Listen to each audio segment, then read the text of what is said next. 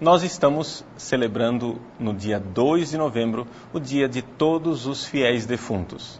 Popularmente chamamos este dia de finados. O que é que nós fazemos nesse dia? Nesse dia, nós visitamos os cemitérios e lembramos de rezar pelas nossas pessoas que nós amamos, pelas pessoas que queremos bem e não somente isto, também pelas almas necessitadas que estão no purgatório. Que sentido tem nós rezarmos pelas pessoas falecidas? Bom, o Papa Bento XVI, na sua encíclica Spe Salvi, no número 48, ele procura dar um pouco as razões de nós praticarmos isto, de nós rezarmos pelos nossos irmãos falecidos. Ele lembra que esta prática de rezar pelos defuntos é algo que vem desde o Antigo Testamento, como atesta o segundo livro dos Macabeus. Mesmo que os nossos irmãos evangélicos não aceitem o livro dos Macabeus como um livro canônico, ou seja, um livro que faz parte das Escrituras, eles não têm como negar que é um livro que atesta uma prática histórica. Ou seja, antes de Jesus, os judeus já rezavam pelos mortos. E depois de Jesus, esta realidade continua.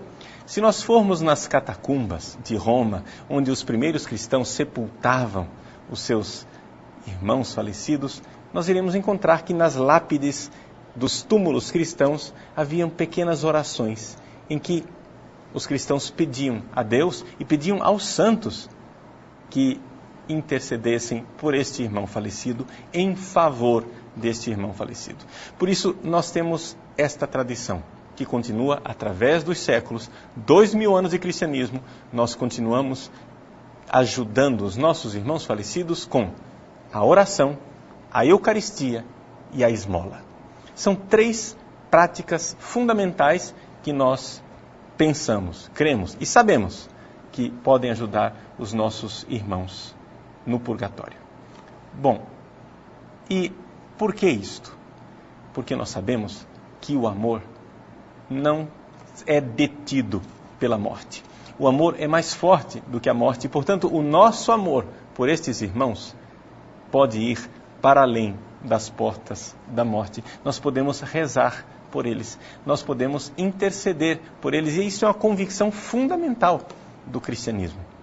É algo que nos estimula, esta certeza de que nós podemos e devemos amar os nossos irmãos. O Papa, na sua encíclica Spe Salvi, diz assim: quem de nós não gostaria de ter para com os seus entes queridos, já falecidos, um sinal de bondade, uma oração de gratidão ou até mesmo um pedido de perdão? Às vezes você tem uma pessoa que faleceu e você gostaria de pedir perdão. Você gostaria de agradecer o que você não teve tempo de agradecer. Você gostaria de pedir a Deus em favor daquela pessoa. Pois bem, depois da morte, nós continuamos nesta comunhão. Nós somos membros do corpo de Cristo. E a morte não nos excomunga, não nos tira do corpo de Cristo. Ora, o que um membro faz de bom influencia o outro. E por isso nós podemos nos unir a estes irmãos falecidos através da nossa oração, do nosso bem-querer e da nossa intercessão.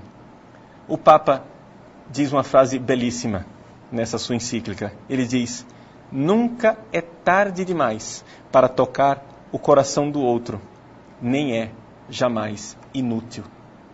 Até mesmo depois da morte, nunca é tarde demais. Por quê? Porque nós não sabemos como é que se dá o tempo depois da morte. Nós não estamos querendo invadir o tempo de Deus, não é isso. Mas existe o nosso tempo. E no nosso tempo, nunca é tarde demais para amar. Aqui do nosso lado, do jeito que nós enxergamos, nós sabemos, mesmo depois da morte, podemos e devemos continuar amando. O Papa conclui essa sua reflexão com uma constatação belíssima. A nossa esperança, a esperança que nós temos de salvação, só é verdadeira esperança quando é esperança também para os outros. Quando nós esperamos salvação não somente para nós, mas também para os outros.